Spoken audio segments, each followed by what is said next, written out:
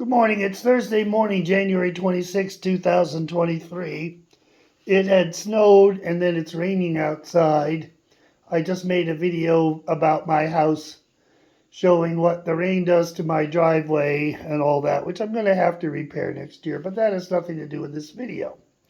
While I had it out and I was doing some shoveling and what have you, it occurred to me that if you've never used flashcards to try to learn an alphabet or a language, it might help you if I showed you what I did with mine.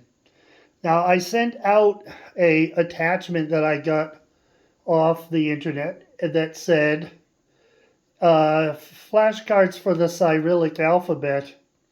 And then one of our choir members from southern Maine said, the Russian alphabet in Cyrillic is not the same as Ukrainian. You need to have a better set. Should I make one? Now, I love the fact that she volunteered, and I want to thank Val Dingle for that. But basically, I went back and looked specifically for Ukrainian alphabet flashcards. So what I'm going to be doing is I'm going to be putting a blog entry that has the link to that, and I might even send it out to you so that for those of you who are doing it, you can. Now, you don't have to have flashcards and you don't have to learn to read Cyrillic. You have to, but the flashcards will help you do better on pronouncing transliterated words when it's unclear what they're trying to say, and we'll all have clearer articulation, so there is an advantage to doing that. Now, it turns out this is actually not my first go-round with flashcards. Way back in the 1980s, when I was first learning to sing some of this stuff, I had tried to learn Bulgarian, and I got far enough to speak some simple phrases, but also had flashcards for the Bulgarian Cyrillic alphabet. I don't have those anymore, but then you may or may not know that I spent time in the country of Nepal. Before I went my first time, I took 6 months of Nepali lessons here in the USA and bought a book, did all the exercises out of the book, and had private weekly lessons. So just to show you, I do still have those. And I'm horrible because I'm not doing so well on remembering them all. But I had different flashcards that had this or that phrase on it, and then English transliteration, and on the back you write what the real meaning is. These have been rode hard and put away wet. But this was about verb conjugation. Deadeye, come on. Bichak-cha. He destroys a lot of things. Okay, so Deadeye is the one with the 3 squiggles. But so we were doing verb conjugation. But then, for example, my tutor actually made up for me how to pronounce the names of the Nepali numbering system all the way from 1 to 100, which was pretty far out. And so this is a tried and true way of doing it. I do a couple of things. I always put them on these rings, which we'll talk about later. But then, after a while, you go straight from the written word to the translation, not to the transliteration. So you'll be probably using it for purposes of improving your transliteration as opposed to speaking it or whatever, or comprehending what you're saying. And those are sort of issues that impact things. Anyway, so here's the set. So when I looked on the internet, and I'll put the link on a blog entry, and it said there was this place called ukrainianlessons.com, and they had flashcards. So what you do is you printed it out, and it was 11 pages and like 3 to a page for all the written letters in Ukrainian Cyrillic. Then you cut them up, you fold them across, and glue them together like this one, so that on one side it's got the letter, and then the other side it has what you're supposed to comprehend. Now, as a tip here, at the choir rehearsals, everyone carries around loose pieces of paper in the folder. Get a punch hole and these rings. That'll help you organize the papers better, because there should be less paper shuffling than we do. Even I haven't even done this, so who am I to speak? But basically, it's easier with flashcards if you do this for several reasons. Now, so what happens is, on one side, it has the different letters that you might see.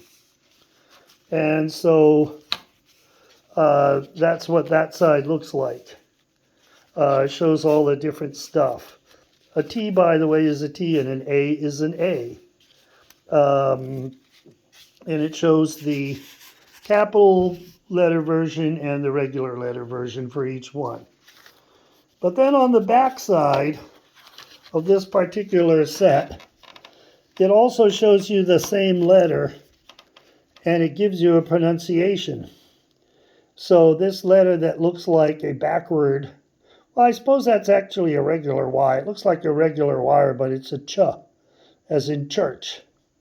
And so the way to start this is first just flip through them and then read it and say it out loud one by one. And do that over and over again. You can carry these around in your pocket, and it's better than looking at your smartphone all the time.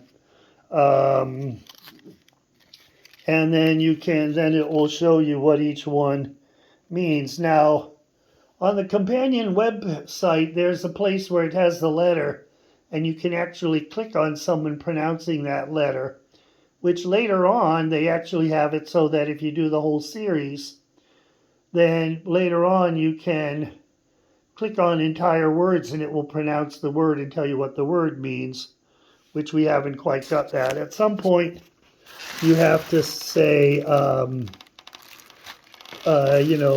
have to be able to put more things together and learn how to do that. But that's a more advanced skill. But anyway, so that's the first way to do it. When you put it, you have to construct it. It took me about 20 minutes to cut them out, glue them, put the holes in them, then put them on the ring here. And so that's the first exercise that you can do. Now the next exercise, after you have gotten good at it, is you can actually, if you think that you're doing okay, you can quiz yourself by actually looking only at the part that only has the letter. I have no idea what this one means. Oi. It says you. Oko. Yukon. Oh, Yukon. Then this one, I don't know what they are. So then there's a point where you look at the letter and you don't need the prompt, but then you can quiz yourself to what you do. Now the next step after that is, if you get pretty good, you keep track of the ones that you knew that you got right. And you separate those out and put them on a different ring, so that you are only repetitively adding the ones that you needed to do next to get them all. So for example, if I get, where's an example? This one here, I believe, is a G. G is in girl. A K is a K. That should reassure you. K is in kite. So what would be happening is, I could take this one out because I don't need to go over this anymore because I already know it, and then only concentrate it on this one. A P is an R. I know I can remember that much. I don't know how much rolled it is. R, but a bit harder than American R, not as rolled as Spanish R. So that sort of thing. So those are ways that you would use the beginner flashcards. And you can also get ones where you later on progress to having whole words, and then you're memorizing the word plus your learning how to pronounce the whole word plus grasping the meaning. And at this moment, so that actually means, oh, and this is how you learn some of the grammatical rules. Now, in Polish, that's done with the Roman alphabet, but they have special grammatical rules for about a half dozen or more of the letters and that kind of stuff. So, a lot of them have a particular alphabet. And there's this curious thing, which is Serbo-Croatian. When you learn Serbo-Croatian, you're learning the spoken language of Serbia and Croatia. But it's mostly identical. What is the difference? Serbian is spoken like Croatian, but uses the Cyrillic alphabet. Croatian is identical to Serbian, only they spell theirs in a Latin-style alphabet, which that's a crazy little language factoid. In India, in southern India, in Kerala province, where I spent some time traveling, they have what's called the round letters. And I love different alphabets.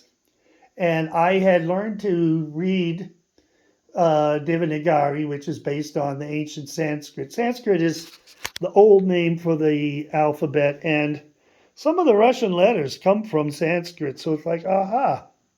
But anyway, in southern India, nobody speaks Hindi. They all speak Malayalam and use this round lettering. And of all the alphabets in the world, it's the most astounding to write from what I can see. Just delightful to watch someone write in it who's fluent in it. I think I took a video of that, and for no particular reason, I'll put that on here. But anyway, good luck on your flashcards, and we'll see what's going on. Bye.